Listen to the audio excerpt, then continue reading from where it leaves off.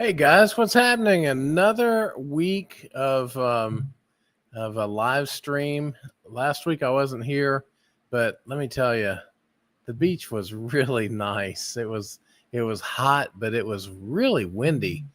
We had some really strong winds all week, but that's okay because when it's really hot, having a nice breeze works out really good. So it was a great week. So I missed you guys last week, but I didn't really miss you guys that much. So, no, I'm just joking. So we're back, man. We are back.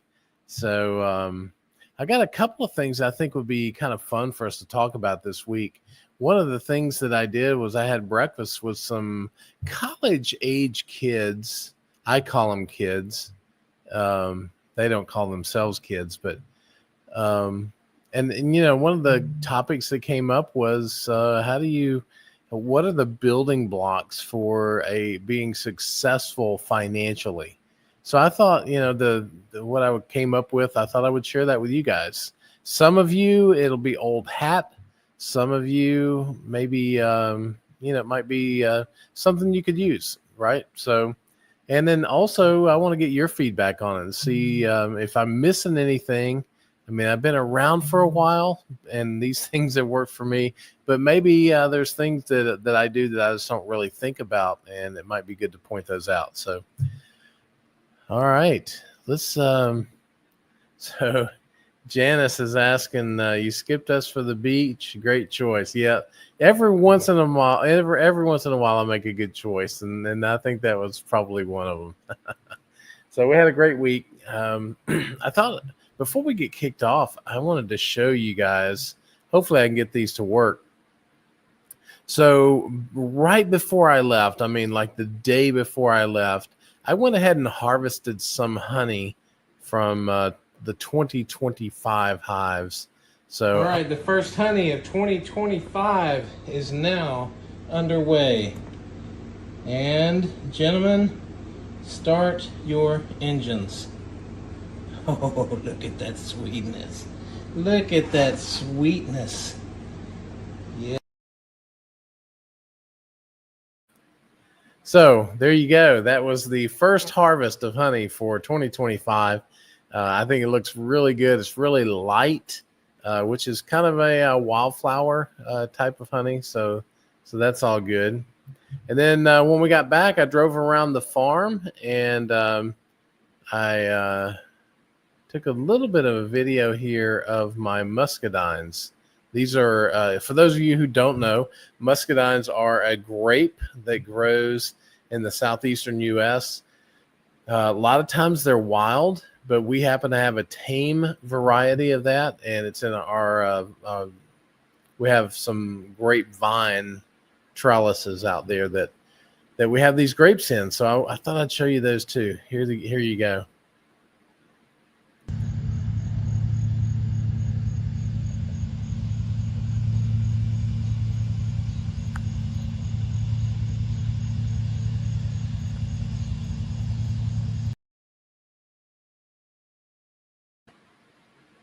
All right, so what it says is that it is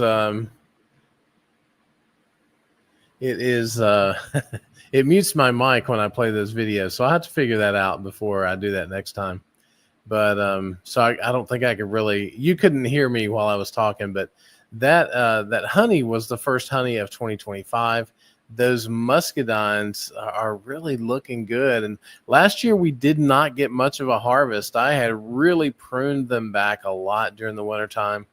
But this year I had my knee surgery, if you guys remember, and during like in February, which is when the prime pruning season is. So I didn't prune them at all.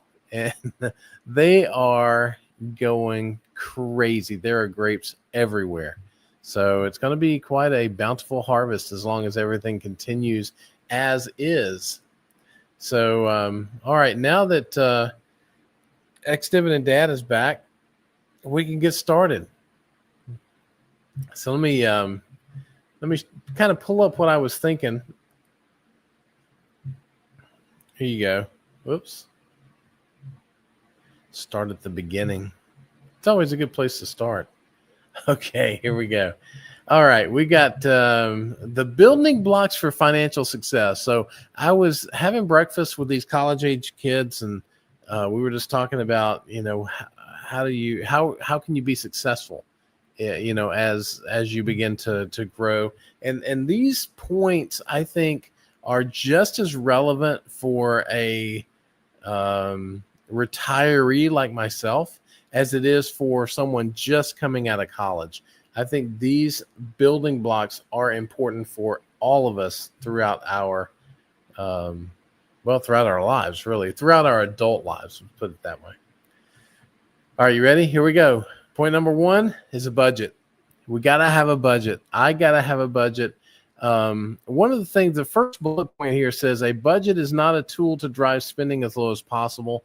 That's one of the misnomers, I think, for a budget, is that it's almost like when you hear the word budget, you think of a financial diet. It is a way for me to not spend as much money.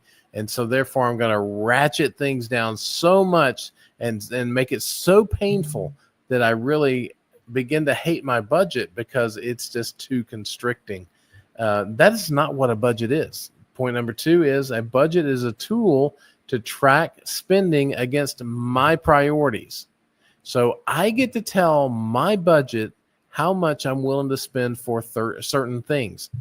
So my budget is not so tight that I can't have some fun. We will be going on a trip overseas, for instance, at the end of September into the 1st of October. So, I've got money set aside and budgeted for that kind of stuff. So a budget can have in it whatever you want, but it needs to be in there, right? So that you know that all your numbers add up. So a budget is extremely important. I decide what I want to spend my money on, right? So I get the job of holding myself accountable as well. So the budget, I tell myself in my budget, I want to spend no more than this amount of money on these particular things.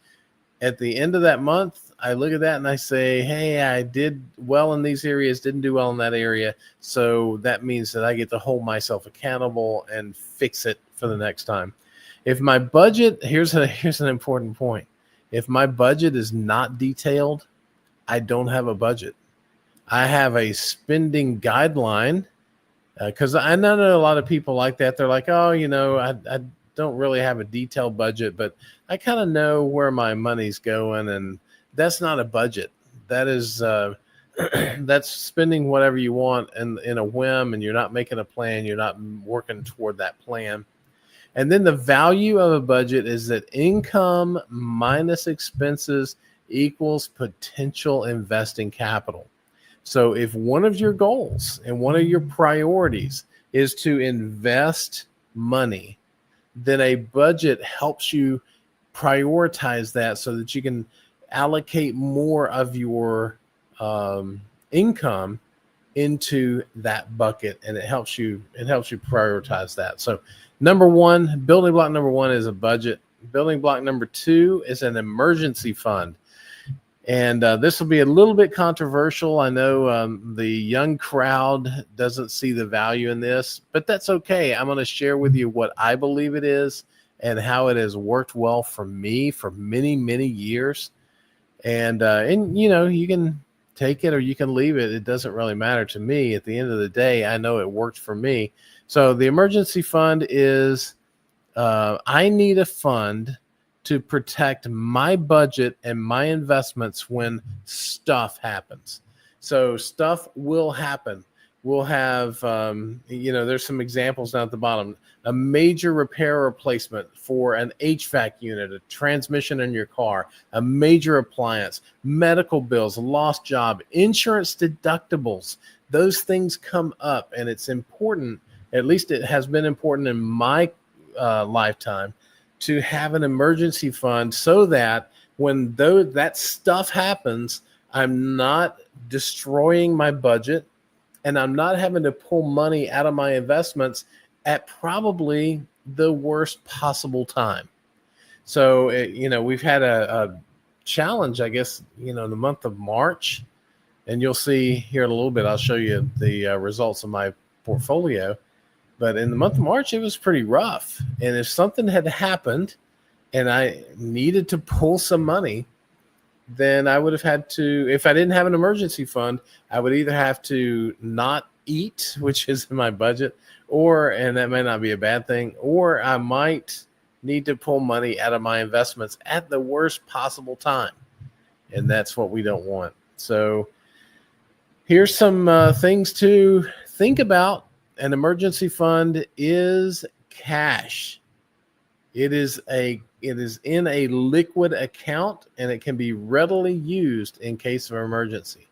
An emergency fund is not a HELOC, home equity loan, or it is not available credit card limit. It is not other forms of borrowing capacity, and it is not your invested capital.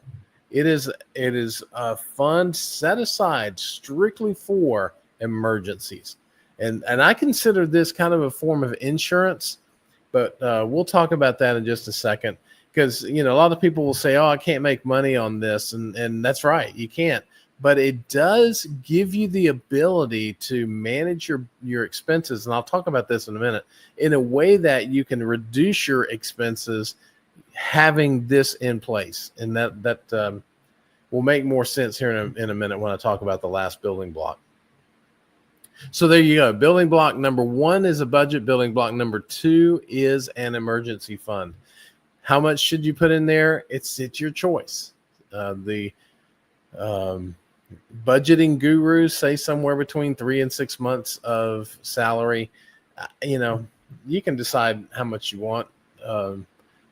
It just depends on your lifestyle, depends on your expense structure, depends on what might happen. It depends on what you've got out there. If you got 10 different rental properties and you're strapped in cash, maybe you need a little bit more emergency fund in case something happens at one of those properties. So, it's every situation is different. You get to decide how much is in your emergency fund, but it is important. Number 3 are investments. So once you have your budget in place, once you have your emergency fund in place, then you need a place where you can take the available capital and put that to work, so that though every dollar is kind of like an employee out there making money for you and me. So my portfolio is out there making money for me. Every dollar is, I consider them like an employee. Some of them get consumed. Some of them go and make other employees, right? So but an investment is something that provides income or capital growth, or both, and preferably both. And that's what dividend investing is. That's why I like dividend investing so much. One of the reasons is that it provides both a stream of income as well as a stream of capital growth.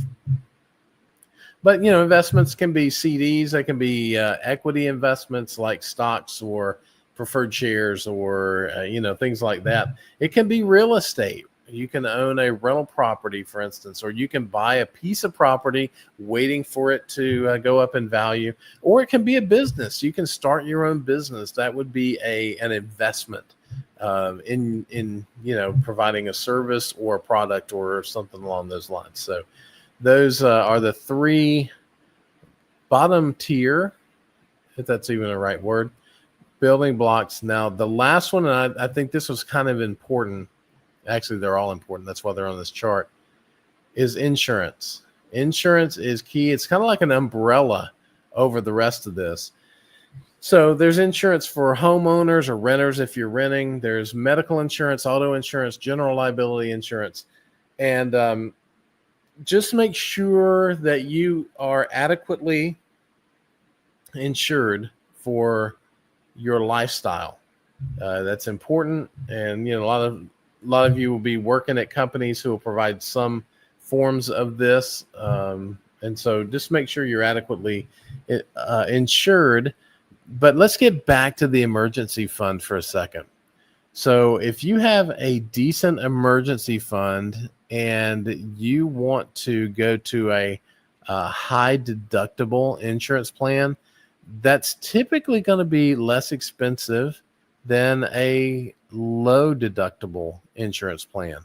So what does that mean? That means that every month I'll be getting having less expense on health insurance, and I can then use that savings in my investments. But the only reason I can do that is that I have an emergency fund setting aside. So if I have a medical issue and I've got a $7,000 deductible, I can pull that out of my emergency fund and have that on hand.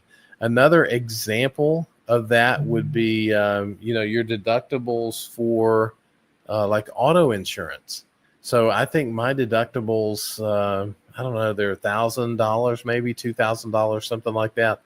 But it's because I have an emergency fund. I can get my insurance expenses down because I am bearing some of the risk of loss, and I have the mechanism in the emergency fund that's able to do that, and therefore I can save more money to invest as long as something bad doesn't happen. So there you go. That's what I shared with those kids. Hopefully that was worthwhile. Let me know if there's anything I missed. Are there any building blocks that you guys would share with this group of college age kids that I shared with this past week? So just want to get your thoughts on that. Let's see who else on the program tonight. So ex-dividend dad says the stock market dropped big. Tariffs are a huge topic. Is this finally the end? And I would say probably not.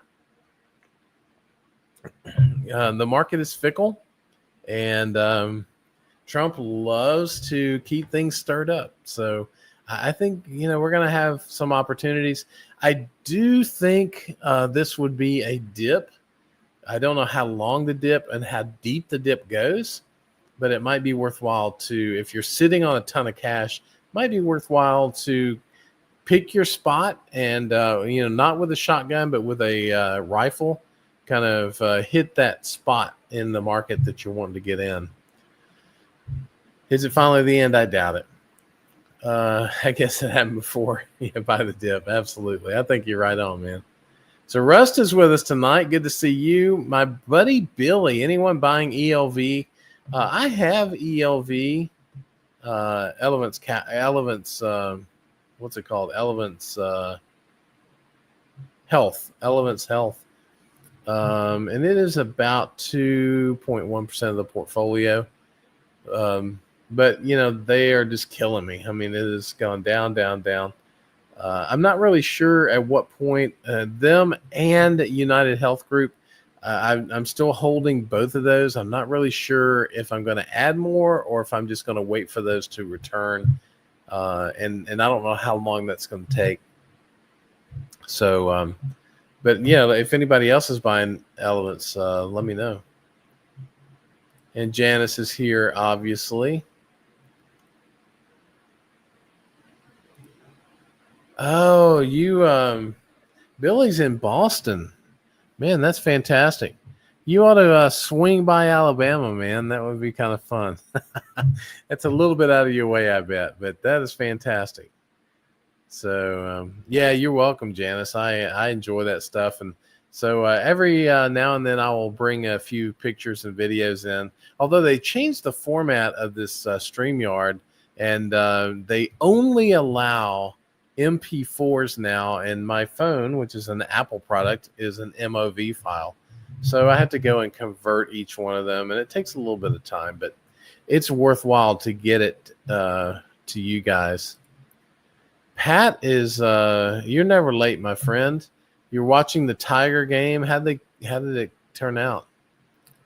Ex-dividend dad says, what if you budget for a vacation and you get the money set aside properly, but you have to take your wife? It's not really yeah, I don't know, man. And I told you what was it last week that I'm going to probably start reading your comments before I actually put them up on the screen. But because you can get us both in trouble, man. This is not good. But yeah, I mean, if you do a budget properly and you're married, then you're going to do that budget together. And if there is a budget for a vacation and you go on that vacation without your wife, it's probably not going to end up good for you. So I would say I would say you might need to expand your definition of vacation a little bit. All right, John J, share with me your Egypt travel agent so I can budget too. Yeah, man, I tell you what, the Egypt trip, it was something that I did not have on my bucket list of places to go, but I will tell you, it is one of the best trips that I've been on. And it's just a phenomenal country. A lot like the pyramids are there, and just the ancient civilization that is, all of the history and all. It is just a fascinating country. We also went to Alexandria, which is at least during the early church time, the early New Testament time. Alexandria was the thought capital of the world, at least in that part of the world. So, but anyway, we used a company, Trafalgar, I think is who that was, and it went fine. I mean, they do a good job. We've used them a couple of times, so I would certainly recommend. If you're going to go, I would go with a company that is going to, make sure that you're safe. And, and to be honest with you, we were on a bus, there were several of us. It was a tour package, and we could not move that bus until the security guard, who's provided by the Egyptian government, who was heavily armed, was on that bus. So then they do that, not because they expected any problems, but because they wanted to make sure there weren't any. So anyway, we had no issues whatsoever.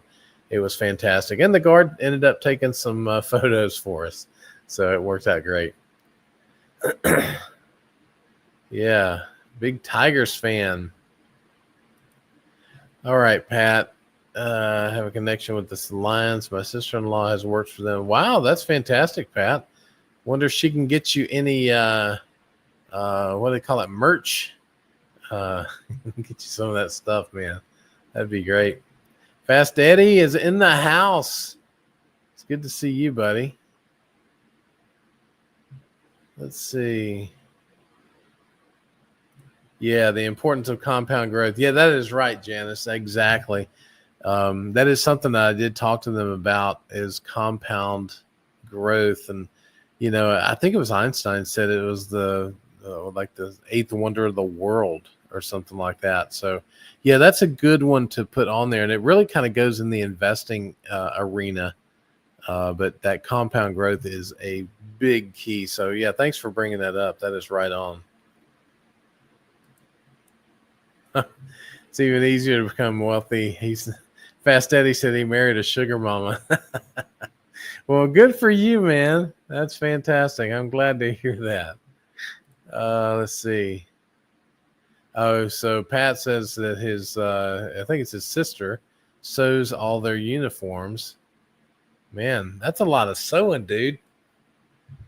Oh, you're good. You get plenty of used jerseys. That's fantastic. Terry DeBoer, it's good to see you, man. What am I sipping on tonight? Also, what are your thoughts on Lowe's? I've been on my watch list for a while. So I am, it's kind of a unique drink tonight. It's called unsweet iced tea. That's what I'm sipping on. And normally I bring just a bottle of cold tea in, but I want something over ice tonight. Just felt right. So Lowe's, let me see if they are actually on my spreadsheet, and if they are, be a perfect opportunity to take you over there. Ooh, they are. Look at that. Let's buzz right over. I'm going to take this off here so you guys can see. Oh, I got to make it bigger. Got to make it bigger. That's not it. There we go. Whoa, what happened there? For some reason, it doesn't want to stay. That's wild. Anyway, we don't need that anyway. We're going to come back over here. All right, here we go. So you'll notice here that I don't own Lowe's. I used to own Lowe's, but I don't own them now. So where are we at? They are on my watch list. I have them rated as a hold. My calculation is that they would have about a 7% return over the next year. However, analysts are saying more like 19. So that's a divergence between my model and what the analysts are seeing, which is fine. It's if I was trying to match the analysts all the time, then it wouldn't. Then I would just use their data, right? I'm using my own data, and sometimes we're different, and who knows who's right? We'll just have to see. But according to Morningstar, they have a wide moat. They are trading at about 96% of fair value, which in my opinion, I think of fair value as a range. So that's probably trading at fair value. They have a great return on invested capital of 30%. Medium uncertainty, dividend safety of 93, so that's fantastic. Their dividend yield is coming in at about 2.1%. Their buyback yield is 2.5%, which makes their total shareholder yield about 4.7%. So that's not too shabby either. Ooh, today they came down about 1.45%, $3.32. Let me see where they're trading. What do I have the price at on here?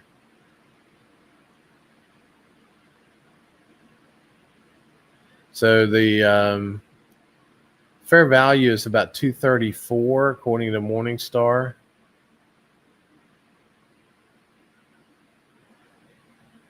Oh, I know what the price is. Never mind. 225 roughly. So it's at 225. Terry, for me, Lowe's, I like Lowe's. I was in there twice today because any project that I work on, I typically will go to Lowe's twice or 3 times a day. Was working on a couple of different projects and ended up going twice. So, but it's only a couple of miles from my house, so it's not a big deal. So I like Lowe's, and I use them a lot. As a matter of fact, they texted me today because I've done so many big projects here in Alabama, and I'm what's called a Lowe's Pro, and I remodeled a house. I built a building out back. I built a deck on the back of the house, and so they have all this history of my spend with them, and they even sent me a text today. Let me see here. I'll read it to you.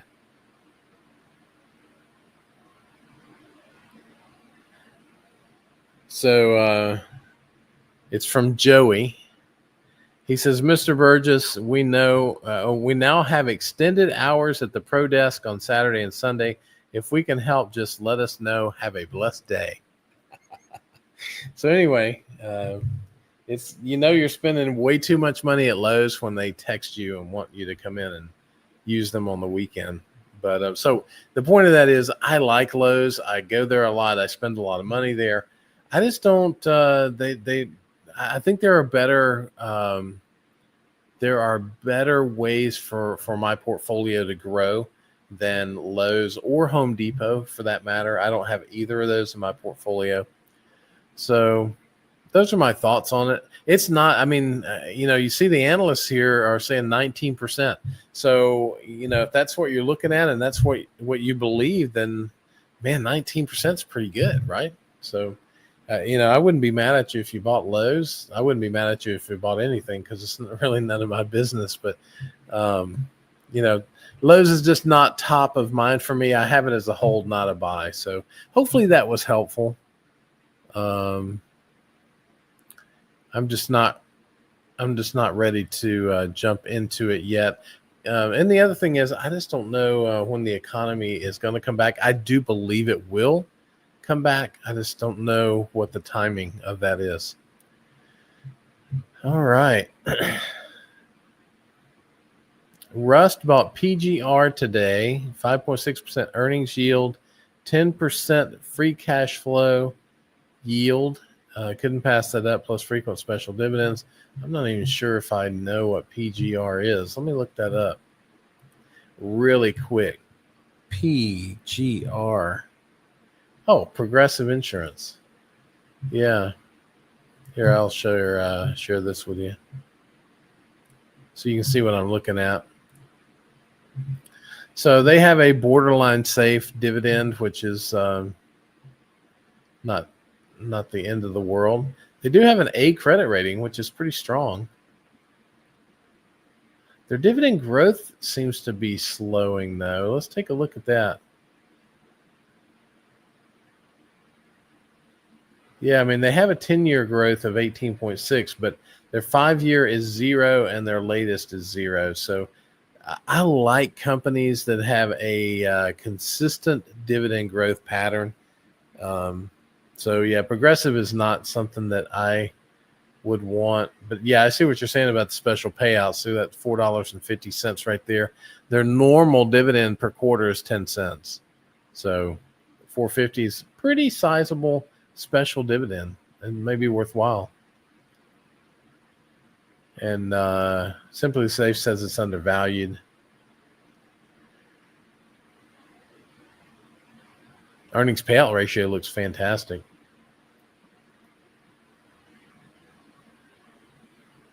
Earnings per share seems to be coming back. So yeah, it might be worth taking a look at.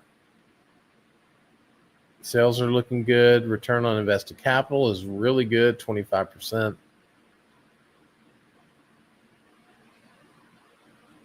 Interest coverage is fantastic. So yeah, I mean, I don't see any issues with Progressive other than just this track.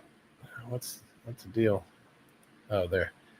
Other than this track record of their dividend payout, it just looks like an EKG to me, and I would rather have more predictable stuff. But that's just because of the stage of life that I'm in, and it probably doesn't matter to you at all, Rust, that is the case. So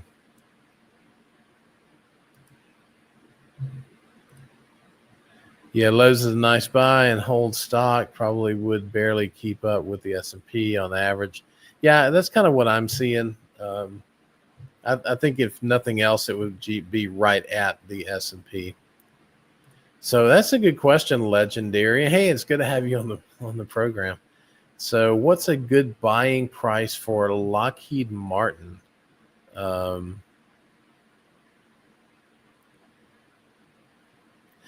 let's take a look. I'll show you what. I'll take it in my spreadsheet first. Let me get this kind of set up. LMT.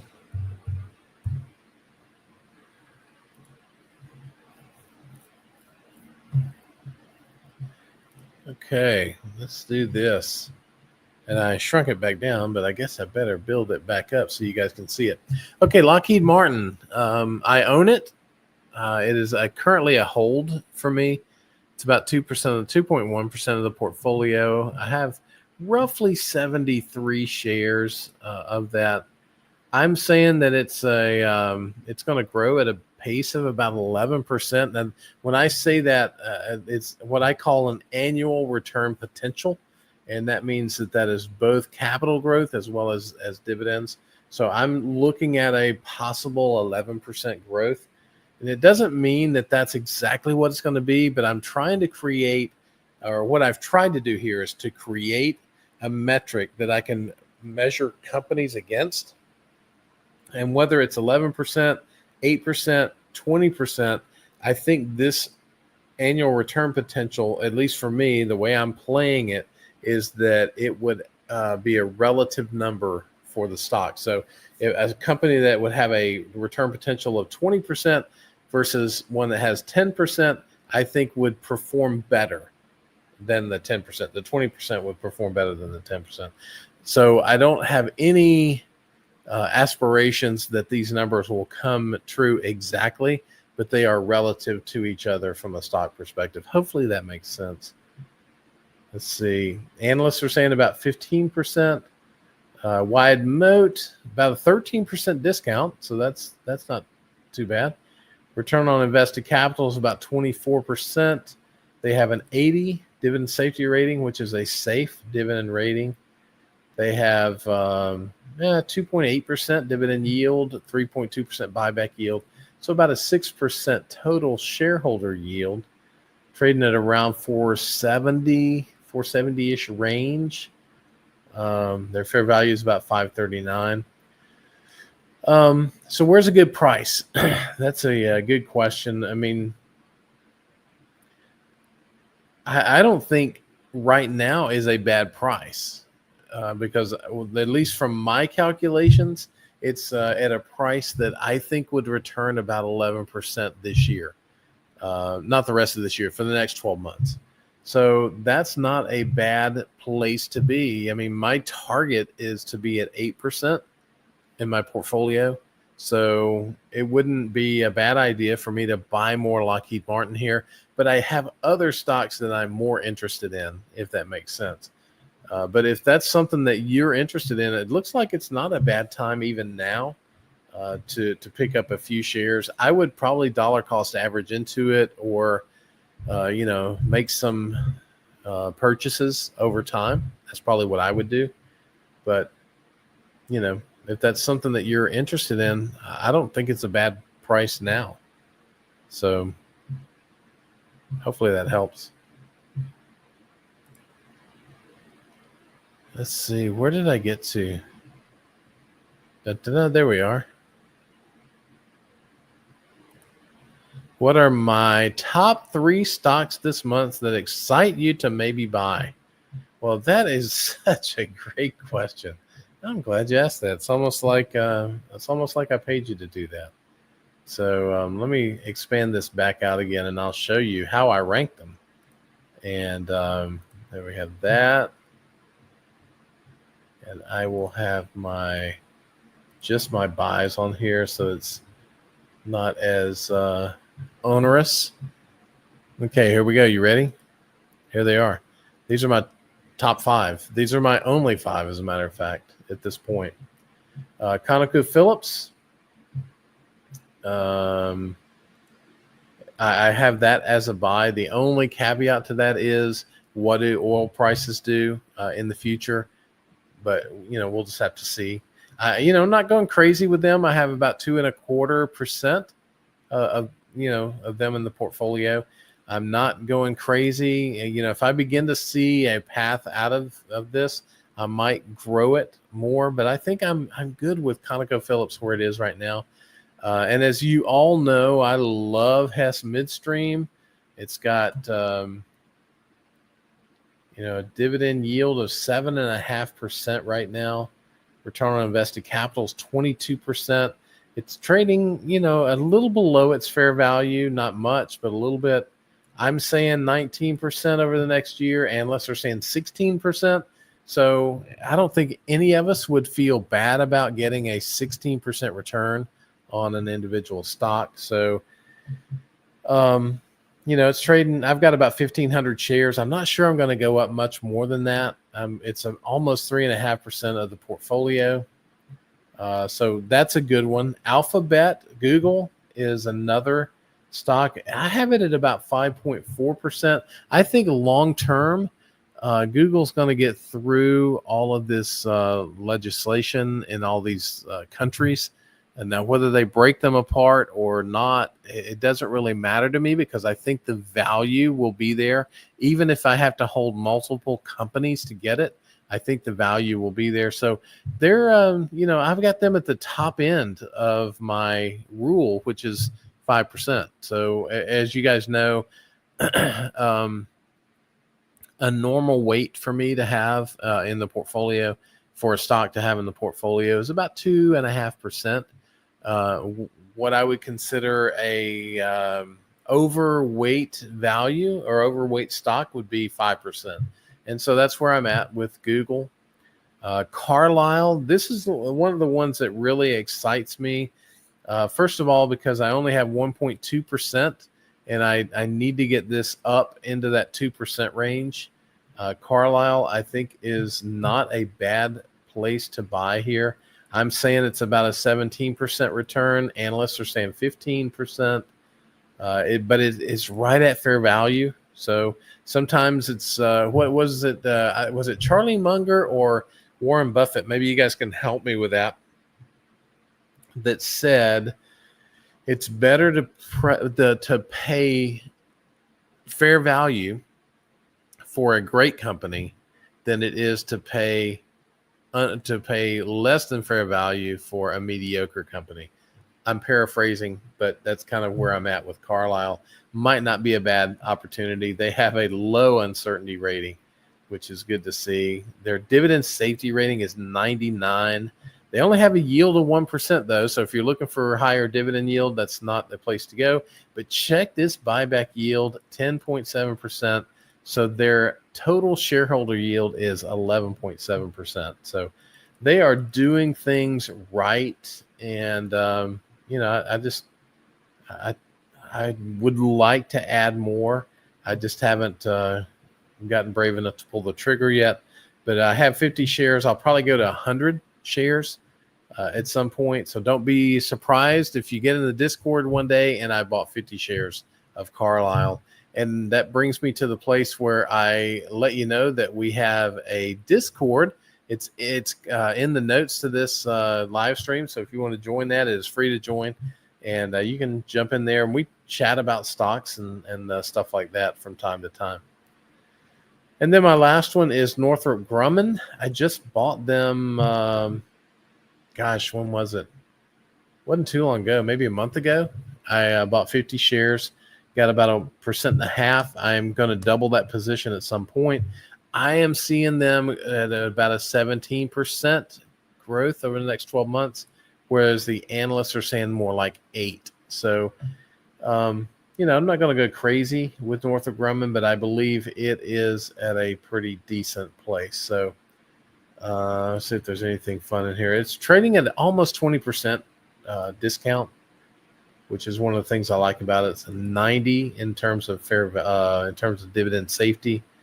The return on invested capital is a little bit low, but I think they'll get that fixed. I think there is a particular write-off that they did recently in one of the systems that they have, and I think that drove that return on invested capital lower. So I think that's going to go up over time. So, John, those are my 5. ConocoPhillips, Hess Midstream, not Hess Petroleum, Hess Midstream. Hess, I saw a thing come across the wire today that there's after this dispute with Exxon is done, Chevron will close the Hess Petroleum acquisition within 48 hours. But Hess Midstream is a separate company from Hess Petroleum. So anyway, Hess Midstream, Google, Carlisle, Northrop Grumman. Those are my 5 that I am looking at this point. And hey, one more thing. See if you guys are as excited about this as I am. I've added some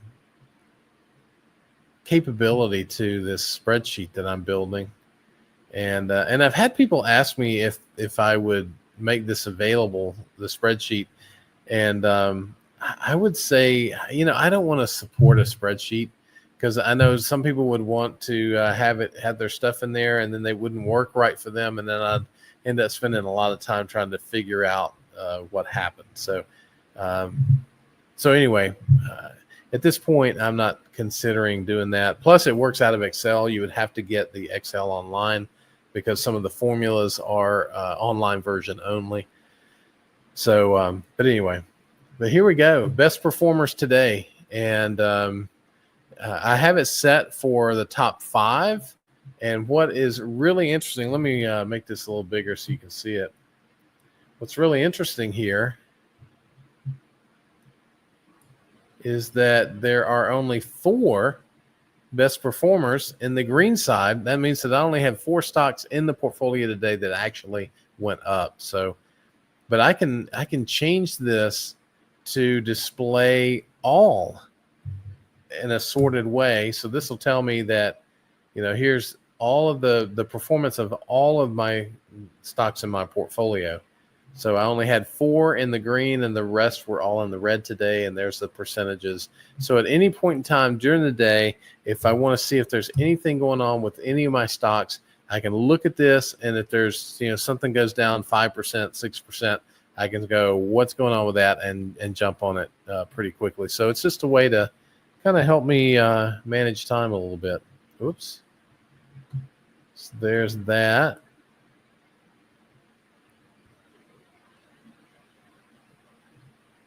All right. So now we're back. Okay. So yeah, John, that is my those are my top stocks. All right, and so that was what I wanted to show you. I wanted to show you that change I made to the spreadsheet, and let's see if there's anything else.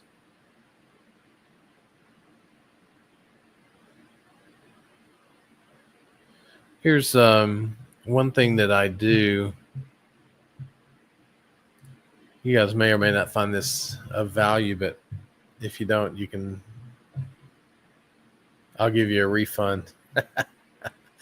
All right, so you can see here the portfolio. I've got about $50,000 in cash.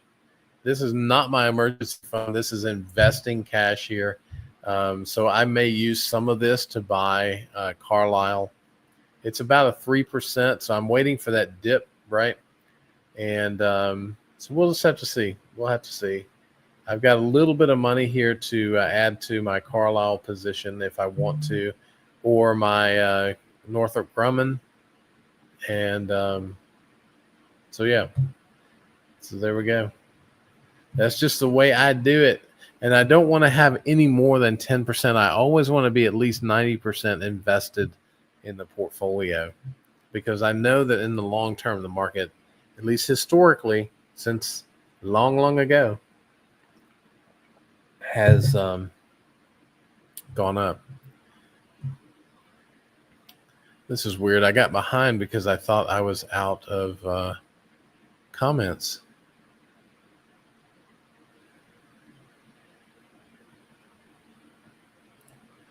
So what do you think about Goldman Sachs dividends increased to $4 now?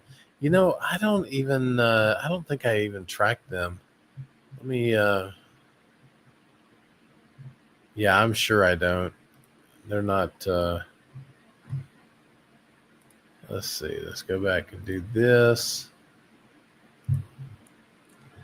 GS. Oh, I do. Look at that. Goldman Sachs. See, I've got them at a 20% potential return, but the analysts are saying -7. So that tends to give me a little bit of concern. They are also trading at about 123% of their fair value. So I don't have them on my buy list at all. The return on invested capital is 0. Fair value uncertainty is high. They have a dividend safety rating of 60, which is borderline safe. And, 7.1% total shareholder yield. Let's see what their dividend is running. Yeah, $16. Their dividend yield's only 2.3%. So, yeah, Goldman Sachs is a little bit of an anomaly for me, Trivan. It's I see it as having a lot of potential, but the analysts don't. And so, with it being so much higher than its fair value, it's not of interest to me at this point. I would want it to come back down to be more in line with its fair value.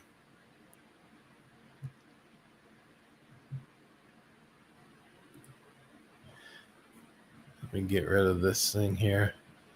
So Terry says, I appreciate that. And I've been watching you for 2 years back when you would break down your portfolios from dividend income and your dividend growth. And I learned a lot. Yeah, that's fantastic, Terry. I'm glad to hear that. I need to get more into doing videos again, just the like the edited videos. It's just, with all the stuff that I'm into at the farm right now, it's just really hard. But I really, every once in a while, I go, wow, this would be a great video. But anyway, I need to get back to that. And one of these days I will. So let's see. Eli Lilly is my most recent purchase. I think pharmaceuticals is the most discounted industry since government will always bail them out. Yeah, I mean, that's a good point. They're certainly not going anywhere. We absolutely need, the pharmaceutical industry. Whether they go through some kind of, restructuring or what, I don't know. But Eli Lilly is one of the best, in my opinion. It typically is a little bit high in terms of price, but that's because it's probably one of the better ones. So, hey, Bernard, welcome to the program, my friend. Good to see you. Wow, did it really? APH hit 99.99 today. It did not try to hit that $100, huh? Let me see what the portfolio has.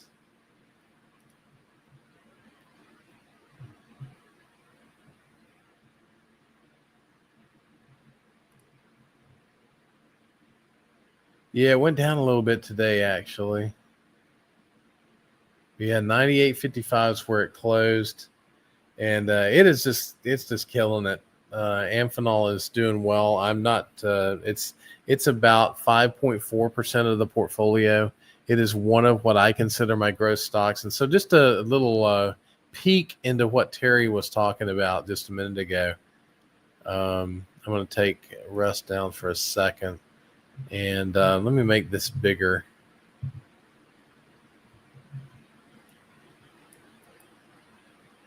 So you see this chart right here. I have investment categories, and these are my own categories. It's why am I investing in a particular stock? One is it might have income, and I've got a big investment in S&P 500 through VU, so I keep it separate. But then I have value. Am I buying it because it's a value stock? So maybe it's like really underpriced. So income would be a nice dividend yield. The value, it would be like really inexpensive compared to its fair value, or growth, which would be something that I think it's going to grow a lot over the next 5-10 years. So, and you can see that I have a lot of what I consider growth type dividend paying stocks in my portfolio. So it's fun to think about.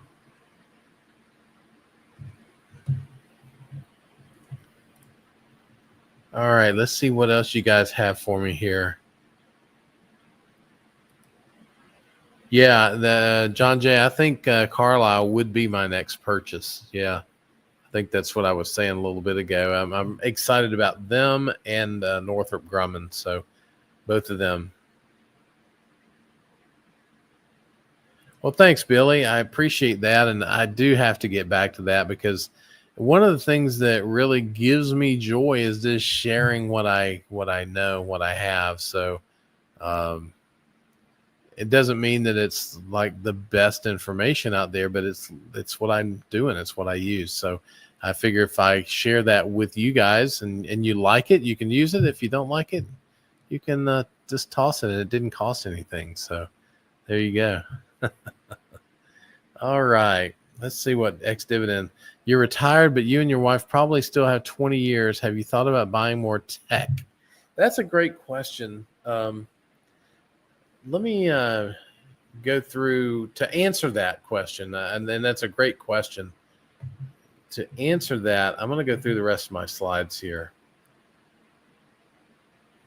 And we talked about this a bit in the Discord, but I wanted to give it a little bit more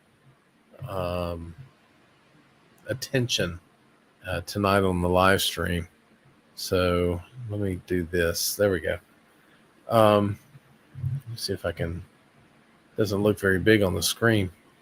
All right, so I'll just kind of build this up a bit. These are total returns through January 3rd of 2025, and my return is 7.34%, whereas the S&P 500 is 7.5, the Dow Jones is 7.12. Okay, so at the end of the 6 months, I was not beating the S&P 500.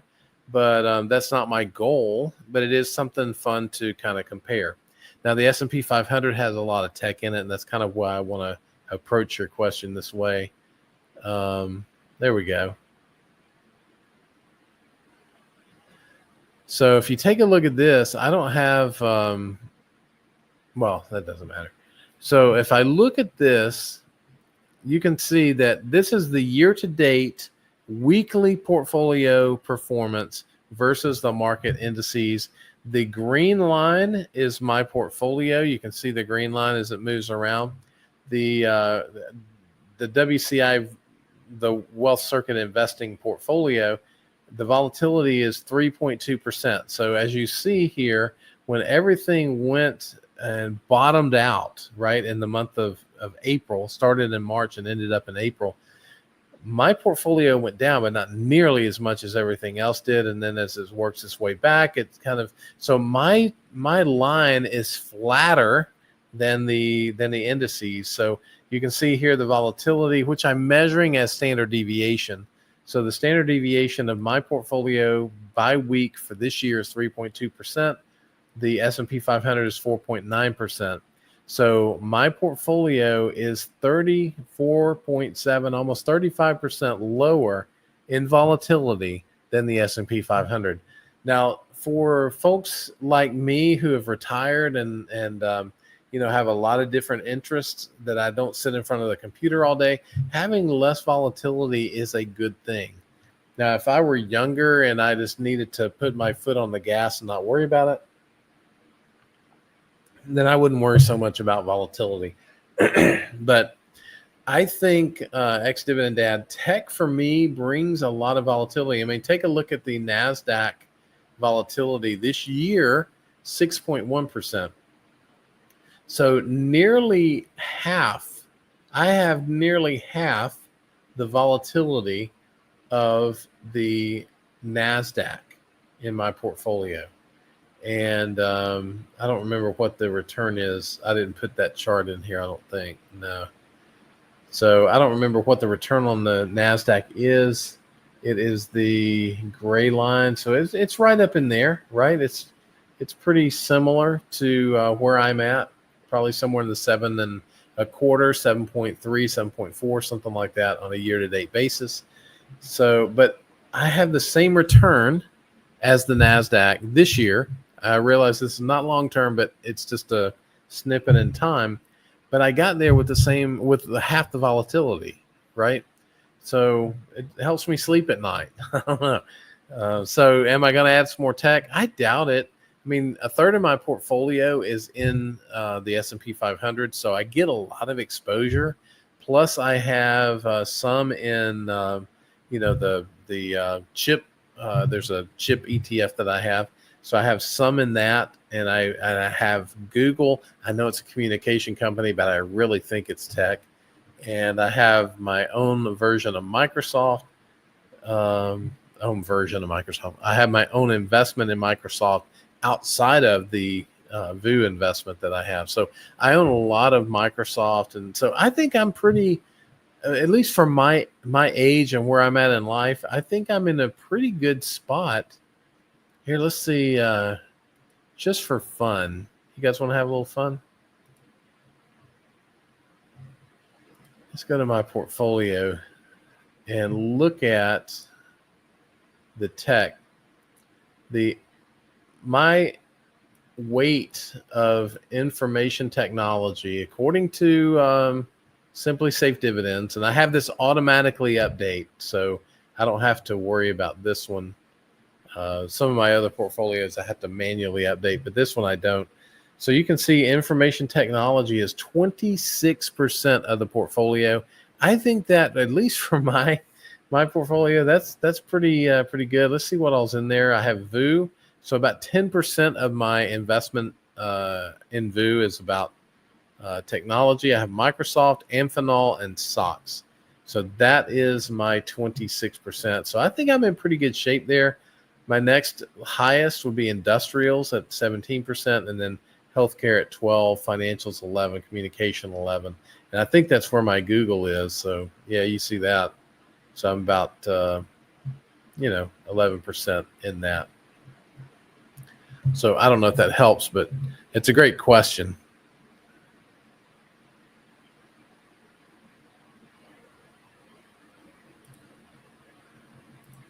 Does this great last question make up for the first? Yes, it does. Absolutely. Yeah, you're getting You're getting better, man.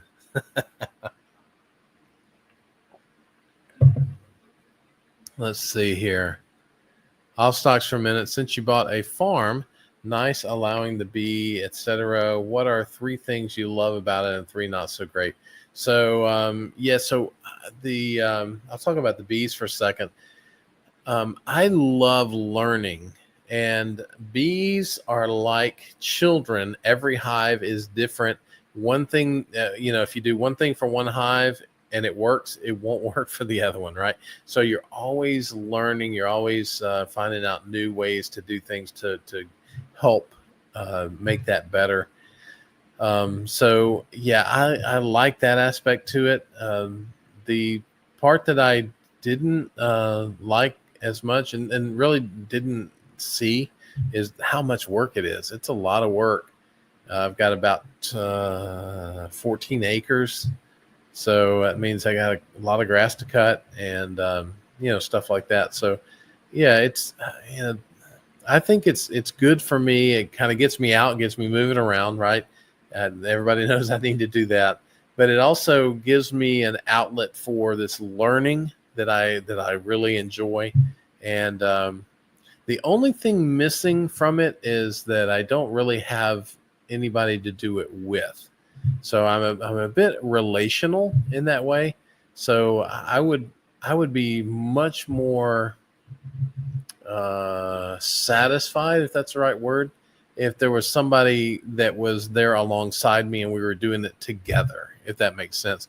Now my wife works, so it's really just me here during the day. So I get to do all this stuff by myself, and so that would probably be the thing that I would want to change about it, just having somebody to do it with. So good question though.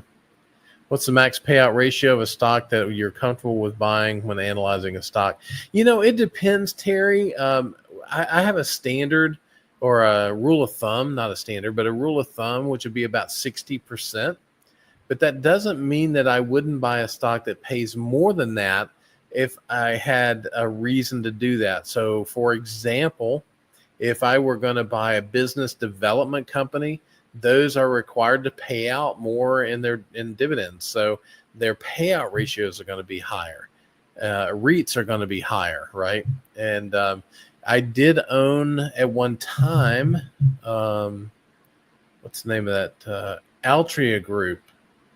Their payout ratio is very high, but I think it's because they really don't have any way to invest and grow their business. So, so I would do that, but it would have to be specific, and I would have to understand why it's higher before I would do it. So 60% is about my comfort level, and that's just the way I look at it. Great question, though. Also, in your opinion, what happened to Humana being down 40% in the last 5 years, but overall looks amazing? Yeah, I think Humana is being overshadowed by United Health Group. First of all, I think there's a bit of a challenge in Medicare, Medicaid, all of that stuff. So I think that's really kind of the gist of it for me. I have them on my watch list. I agree they do look good, but I picked United Health Group over Humana. Just because I think, or at least at the time, I thought UNH was going to perform better. But little did I know that the rug would get pulled out from under them. So, but yeah, I think Humana is a decent company. I think they provide a good product, and if somebody wanted to invest in that, I think it would be fine. Yeah. Yeah, it's higher than what most people think. I remember Zal was thinking that I had a portfolio that was all like Verizon and companies like that. I'm like, dude, I'm not expecting to pass away tomorrow. I mean, it could happen, but I'm not expecting that. So I need to not only get some income, but I also need to get some growth. And so yeah, it is surprising. So when people think about my portfolio, they're not recognizing that it has a bit of it has some propulsion to it. So yeah, be quiet. There you go. Are there any market sectors which are undervalued at this point where we should be focusing on investing while the market is at all-time highs? That's a great question. I don't really do a lot of sector analysis. I'm trying to think off the top of my head. So healthcare is down. I think that would be one. I'm not. I mean, all the market is at all-time highs, right? I mean, pretty much. I mean, it's come down here the last few days, but